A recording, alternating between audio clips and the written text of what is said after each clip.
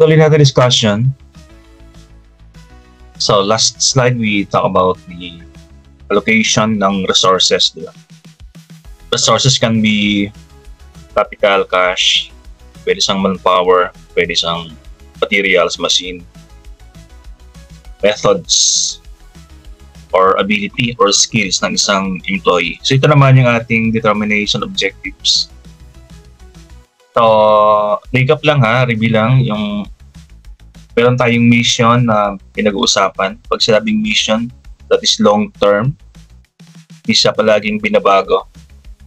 Then under the mission, meron tayong objective. So ito naman yung balikan natin ulit, no? Yung ating determination of objectives ng isang company, important components of the firm's planning, yung objectives. Kasi yung mga mission mo, hindi siya maabot pag wala kang gagawing objectives. Kasi yung mission napaka-broad in scope.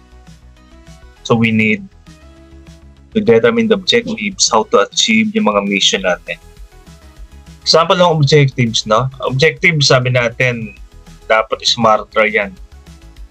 Dapat letter M, measurable. Example ng objectives, if you want to increase the revenue, achieve a 20% increase in annual revenue within the next 5 years.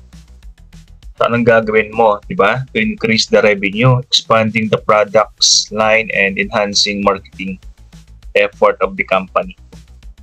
So, may binanggit tayong 20% increase in revenue for the next 5 years.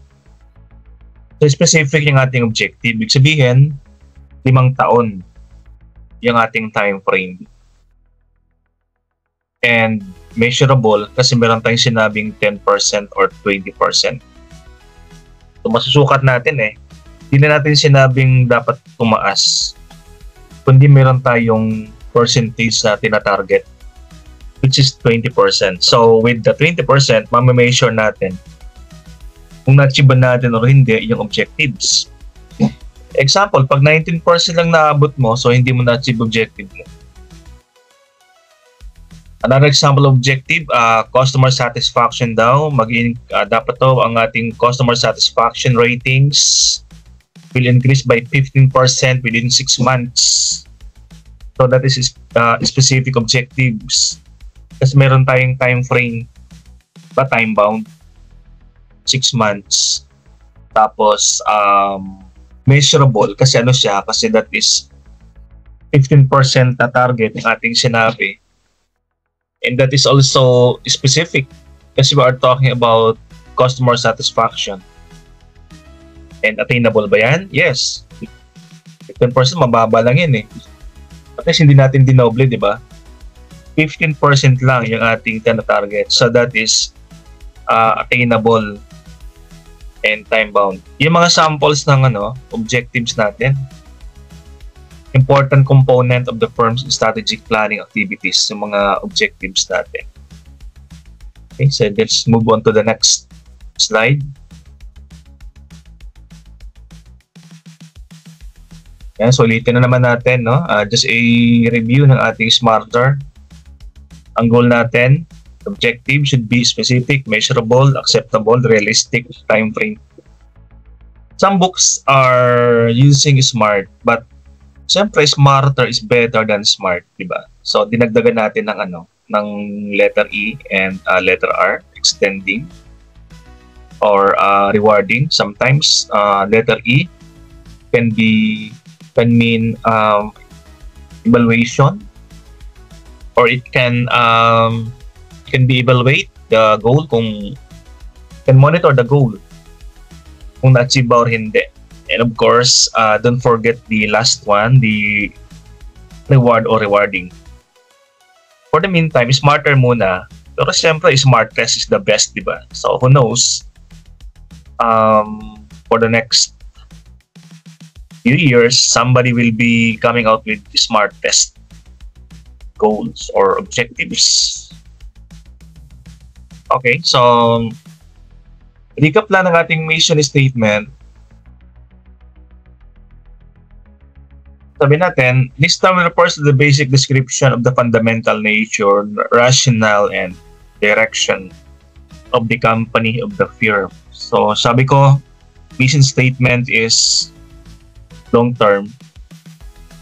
That is very generic. General siya, no? General direction ng isang company. Example, ating pinagtatrabahuan, ating pinapasukan, may mga mission statement sila eh. Example ng mission statement, to provide our customers with high quality, affordable products while delivering exceptional service and fostering a welcoming shopping environment. So, di ba, napaka-general niya. Di mo alam kung paano gagawin to. So, for example, sa kanilang statement nakalagay yung high quality. Providing high quality products or service. That is the mission. So, gagawa ng objective para ma-achieve yung mission. Example, paano magkakaroon ng high quality product or exceptional service ang isang company? Paano magkakaroon ng isang welcoming shopping environment ang isang mall? Paggawa ka mga objectives. Sabi natin, dapat meron na siyang dapat measurable na siya. Very specific na. Kasi ang mission statement ay general. So para maging specific siya, gawa ka ng mga objectives. Yung tinatawag natin smarter na mga objectives. Diba? Example, providing customers with high quality. Long term yan. So for the next 5 years, anong gagawin mo para ma-achieve yung high quality product ng isang company? Diba? Siguro, maging innovative. Increase in innovation. 10% in innovation for the next 5 years. Na. Or pwedeng welcoming shopping environment. Pwedeng expansion ng shopping space ng isang mall. Let's say 50% increase in shopping space ng isang mall. Objective yun, di ba? Para mabot yung welcoming shopping environment. Okay, so dun sa nabanggit natin sa previous slide, ano bang meron? Ano bang mga component ng isang mission statement? Your mission statement should clearly express what your brand does ng ginagawa ng iyong company or organization. Paano niya ginagawa at bakit ginagawa? Right? So, the what, the how, and the why. Dapat nakalagay sa iyong mission statement. So, you can quickly sum this up in your mission statement by providing the following. Ito yung laman ng generally, ito yung laman ng iyong mission statement. But some companies, some organizations are forgetting to put in itong tatlong to. Pero ito yung kompleto eh. For example, number 1, you should write in your mission the brand purpose. What does your product or service do or aim to provide and for whom? Anong product? Anong service? Example, IT education. Ang iyong provide the product or service. Then paano or para kanino. Example, pag ikaw ay university, so mga students, no, ang target mo.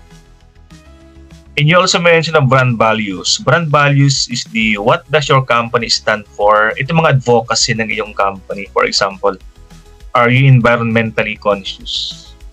Pag mo ka na statement, to provide your product at the same time, taking care of the environment. So kasama yung number 1 and number 2. Kasi mayroon kang binanggit na advocacy. Kasi you are not just earning profit at the same time. Meron kang corporate social responsibility sa natural environment. While you are earning profit, you should be also taking good care of the environment. Hindi lang puro pakabig. And lastly, number 3, brand goals. What does your company accomplish for customers? Why should they purchase from you instead of other competitors? So ito yung you're now differentiating paano ko ba naiba sa mga competitors mo. If we will go back sa ating sample, to provide our customers with high quality, affordable products while delivering exceptional service. So paano ko naiba?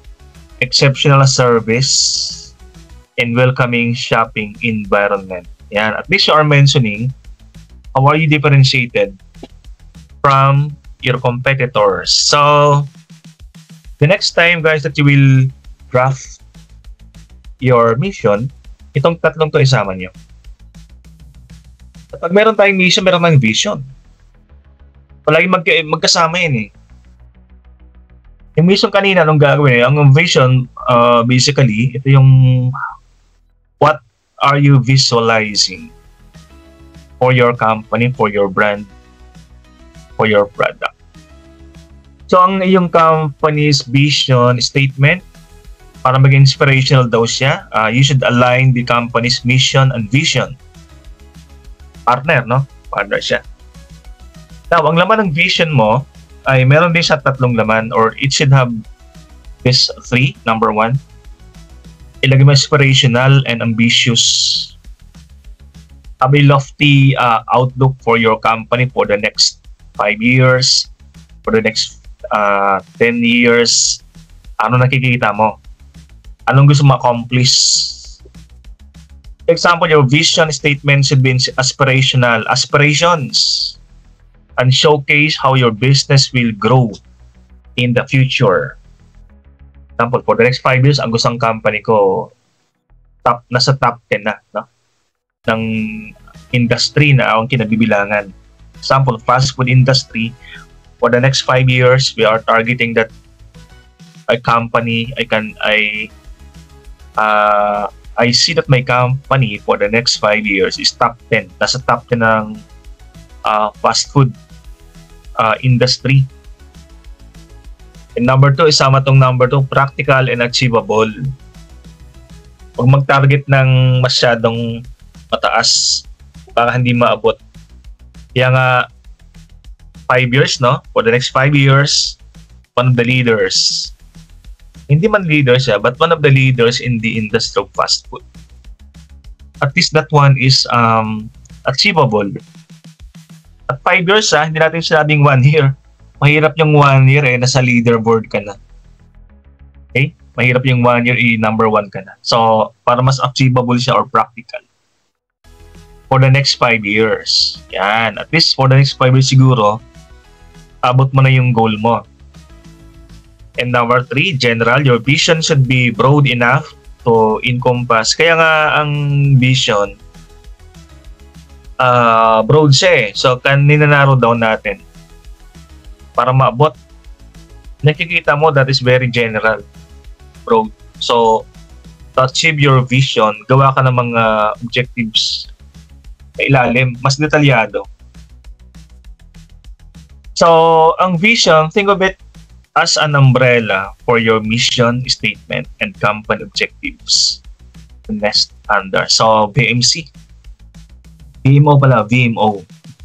Vision, nasa pinakataas siya, di ba? Para sa umbrella. Para sa triangle. Ilalim niya yung mission. Ilalim ng mission objectives, kaya nga VMO. Okay? So, paano siya? Broader, at mas detalyado yung sa ilalim, no? Yung mga objectives natin. Okay, so moving on. Ito yung mga sample ng mga mission statement. Warby Parker is an eyewear company. Was founded with a rebellious spirit and lofty objective to offer designer eyewear at a revolutionary price. So naiba siya kasi revolutionary, maybe competitive, while leading the way for socially conscious business. So meron ka pa rin ditong social responsibility, yung advocacy, maging socially conscious business, earning profit but also responsible enough to take care of the environment, di ba? At ang kanyang vision, buying glasses should be easy and fun. Ayan, they are aspiring for this one. Aspirational, di ba, ang ating vision statement. They are aspiring that time will come that yung pagbili ng mga eyewear is easy and fun for all the consumers. It should leave you happy and good looking. Yan ang target nila, no? Sa mga customers nila. With money in your pocket. You also believe that everyone has the right to see. Yan. So looking forward na in the near future, maybe for the next 5 years, they are targeting that everyone can afford buying an eyewear. Affordable. But socially responsible. The brand. And Amazon. So mission statement ng Amazon is strive to offer our customers with the lowest possible prices. So naibang Amazon, differentiated. Kasi low cost yung kanilang strategy. How it differs. Okay, wide variety, wide selection of products. And vision to be the Earth's most customer-centric company where customers can find and discover anything they might want to buy online. So, you are aspiring to be the #1 customer-centric company. Yan ang kanilang goal. No? Nasa taas ng leaderboard. In the near future, if not for the next 5 years, but for the next 10 years down.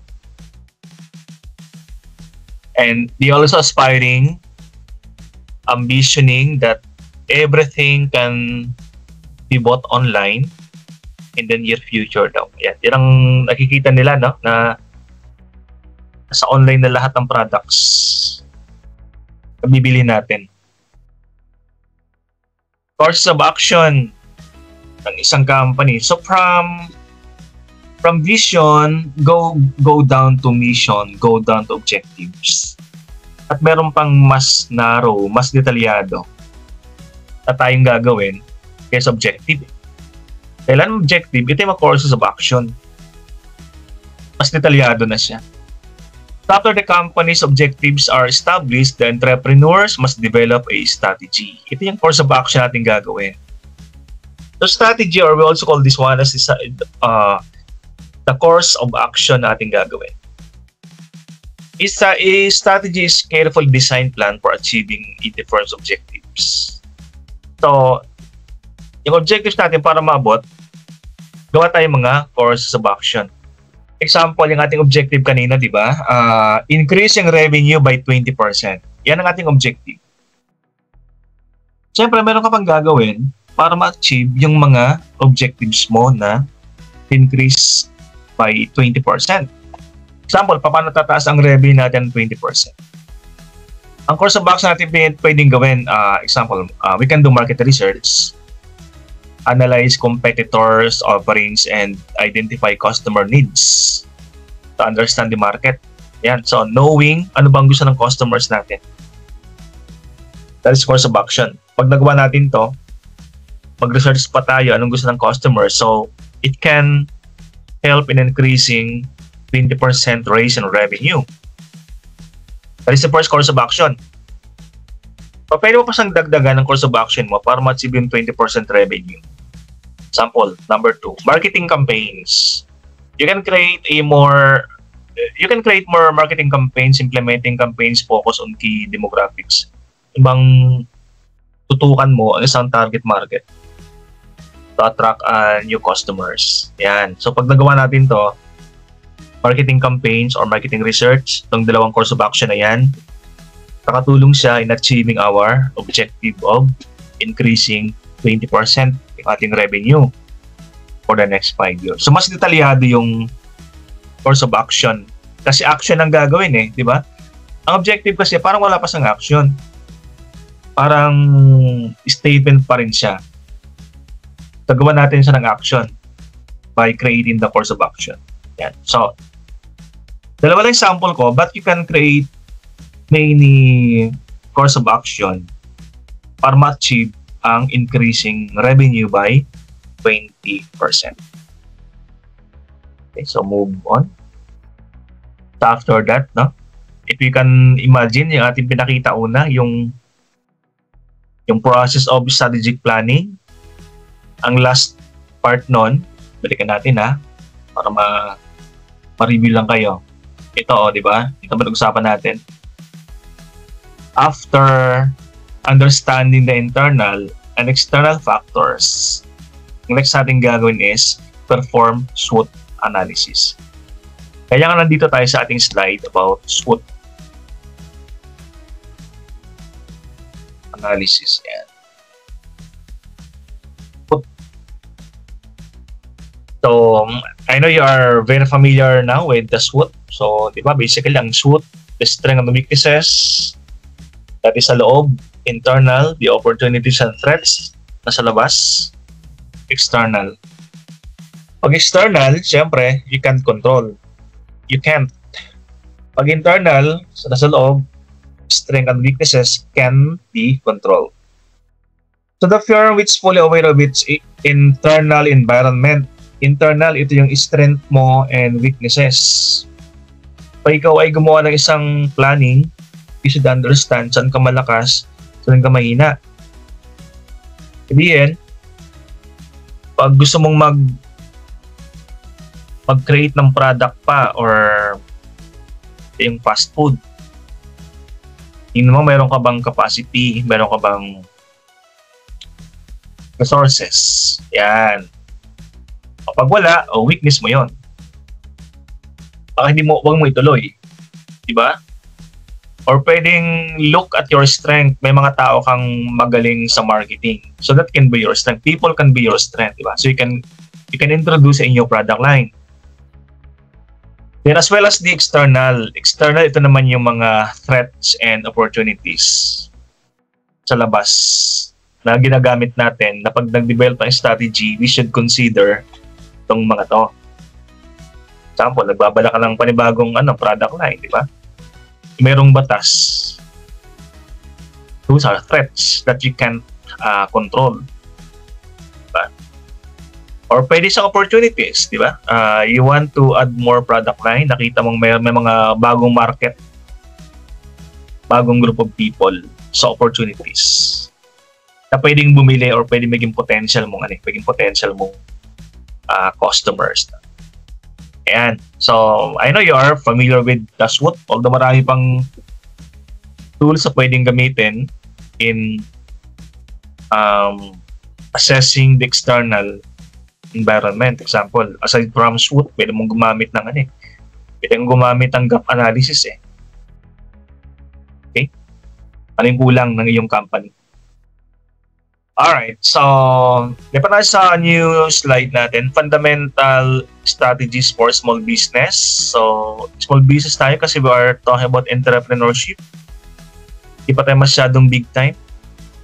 So, there are certain basic strategies that are necessary for the survival of small business. Baka ginagawa ng iba ay pang big time companies. Baka hindi bagay sa maliliit. Masyadong na-overwhelmed, di ba? So, important for us guys is to know the basic strategy na applicable sa mga maliliit lang na companies. Like startup companies.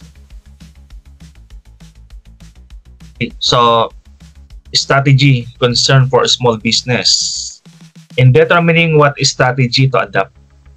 By the way, ang strategy pinag-usapan natin, ito yung mga course of action. Okay, na ating gagawin. The entrepreneur is confronted with two general situations. Nasa, dito. Magpo-fork yung daan, mamimili ka, kaliwa or kanan. So, darating yung time sa inyong buhay. Mamili ka, are you organizing a new business or currently running an old business? So, dalawang klase yung negosyante. Yung mga dating may mga business na, at yung mga tao na mag-start pa lang ng business.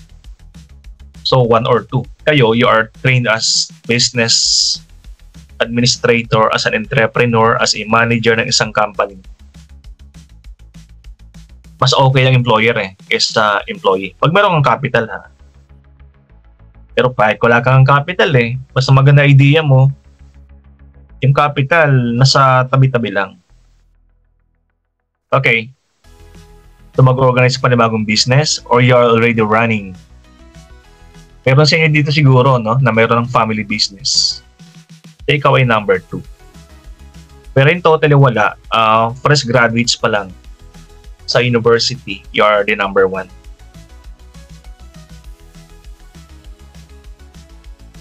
Starting situations confronting the entrepreneur. May dalawa. Yung mga bago negosyante, tapos mga datihang mga negosyante. So, new business versus the old business. Pumili ka, no? Mga situation. Pag bago kang business, ang gagawin mo, mag-acquire ka ba ng existing? Kasi wala ka talagang negosyong pinapaandar. Meron ka pa rin mga choices, kahit bago pa lang. Choice number 1, pwede kang bumili ng existing. Yung tumatakbo ng business, no? Bibilhin mo na lang siya at the right price. No? Sabi mo sa may nagustuhan kang bake shop sa kanto nyo, i-offeran mo yung may-ari ng bake shop na bibilhin mo, no? Kasi na yun established na siya. Hindi ka na maghihirap mag-take off or start yung business. Bibilhin mo na lang Pero pag mga ganon, siyempre, mahal yan kasi unang-una, meron na siyang goodwill. May na-establish ng goodwill yung business. Sabi mo, ba't ang mahal lang ba't ang mahal lang ng bake shop mo? Kasi meron na siyang goodwill. Ano ba yung goodwill? Ang goodwill, ito yung prestige na na-establish na ng isang business sa mahabang panahon. Hindi rin kilala na siya.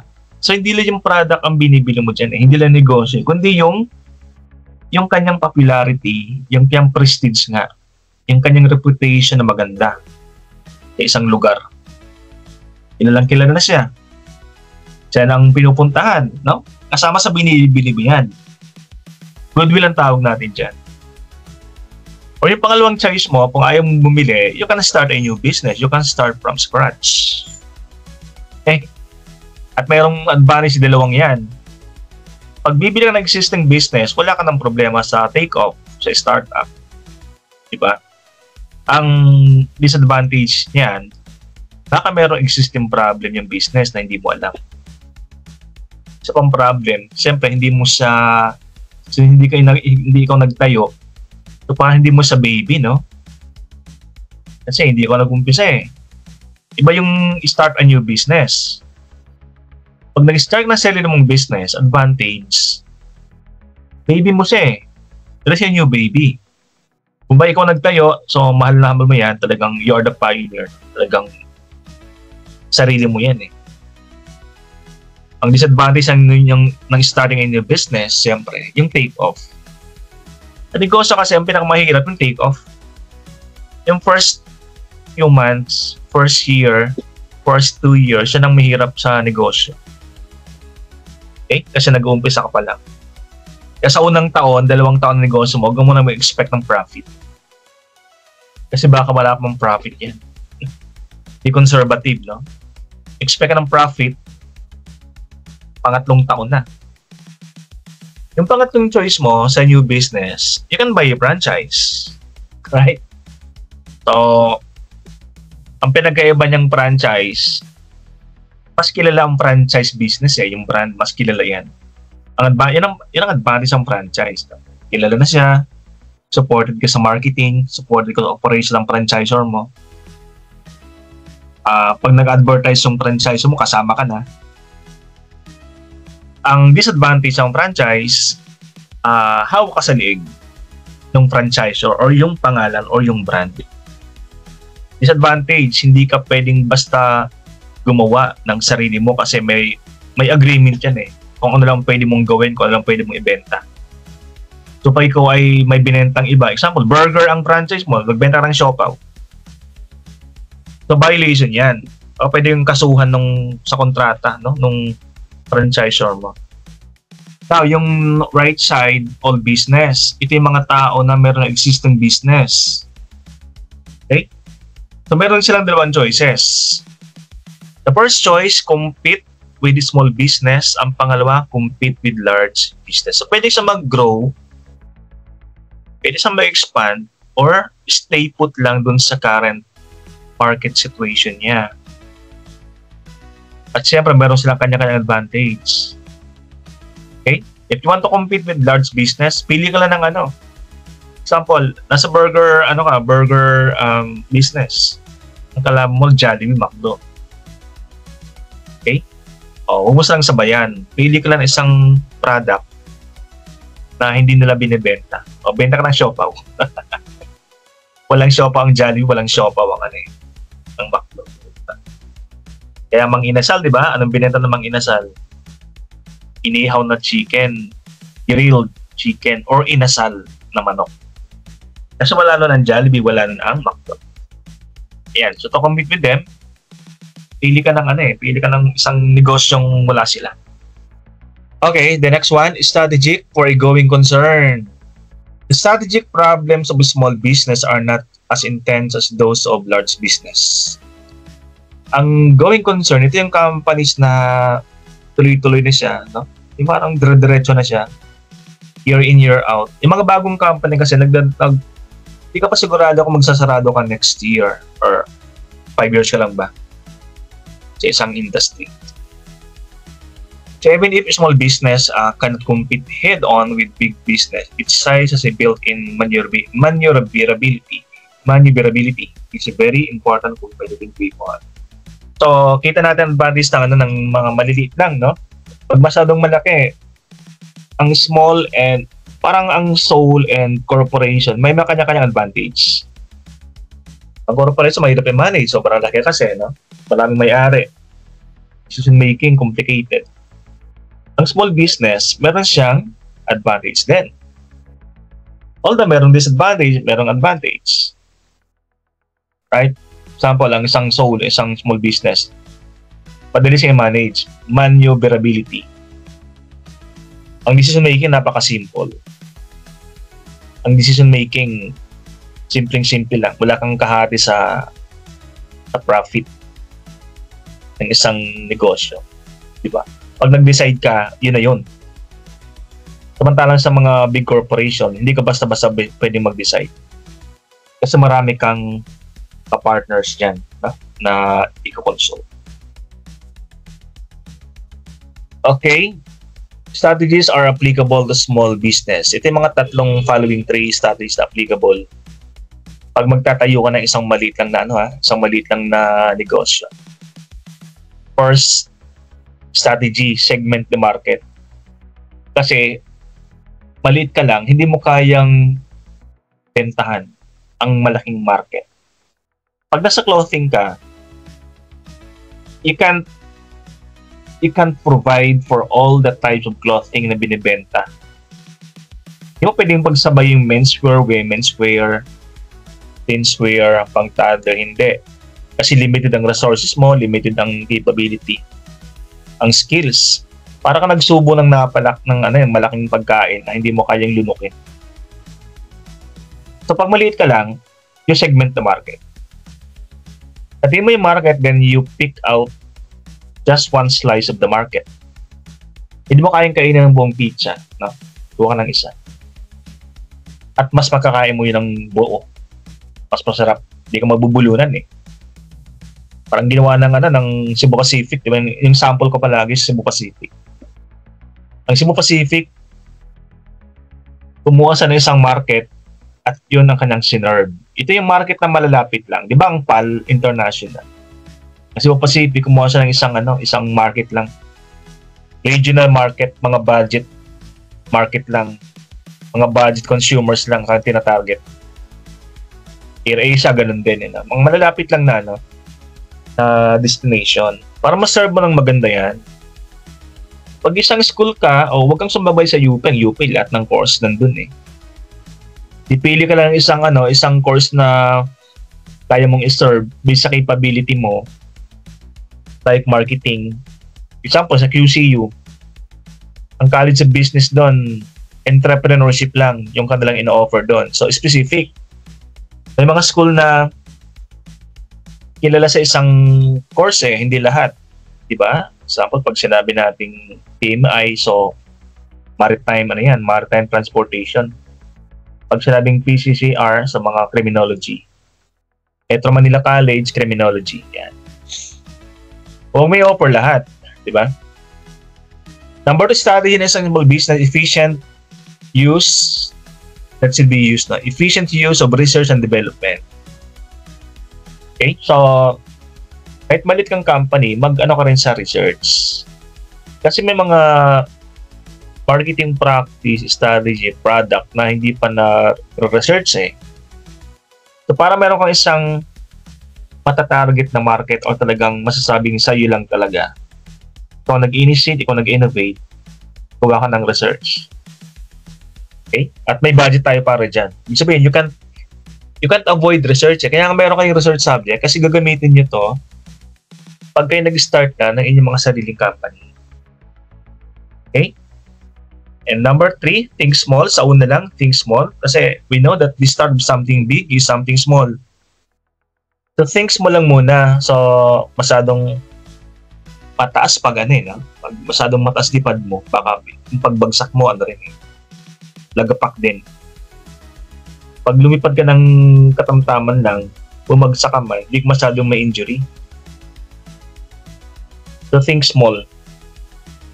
Okay, why small business operators ignore? Ang topic kasi natin ngayon, we are talking about why small business operators ignore strategic planning. But yung iba, wala silang ginagawang formal planning. Sabi natin, importante na plano, di ba? Mas magandang plano kaysa wala eh. Pag hindi ka nagpaplano, you are planning to fail. So if you fail to plan, mag-fail ka talaga.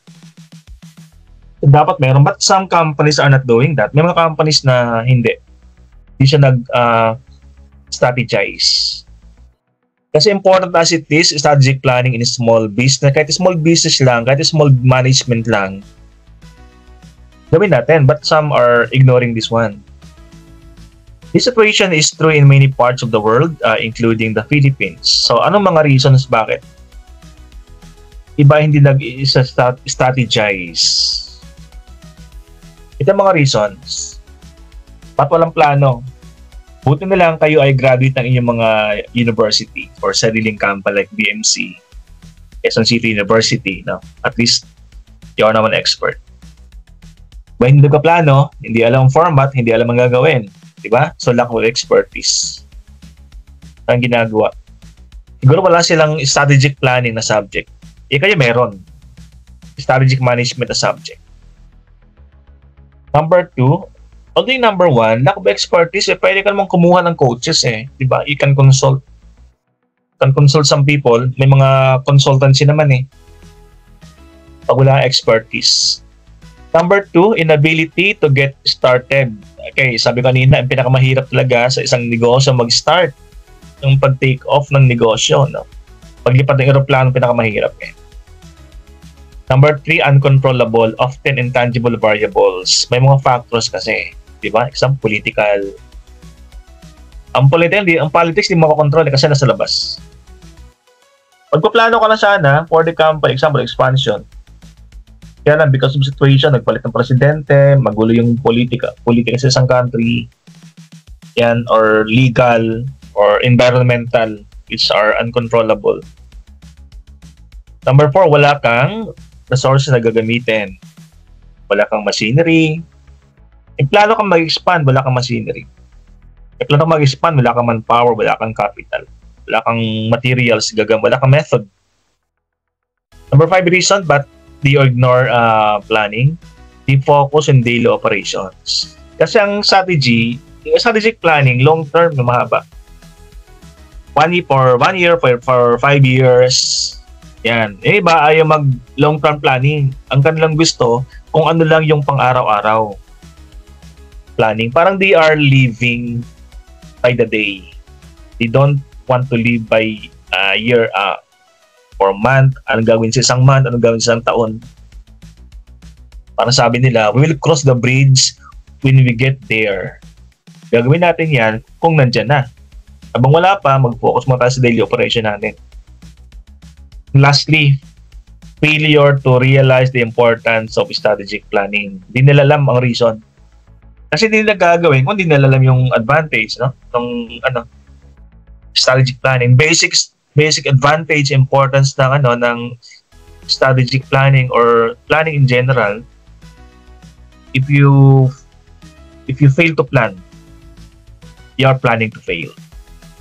Sabihin, pag hindi ka nakapagplano, pinaplano mag-fail ka talaga. So, dapat. Pero kung babalikan.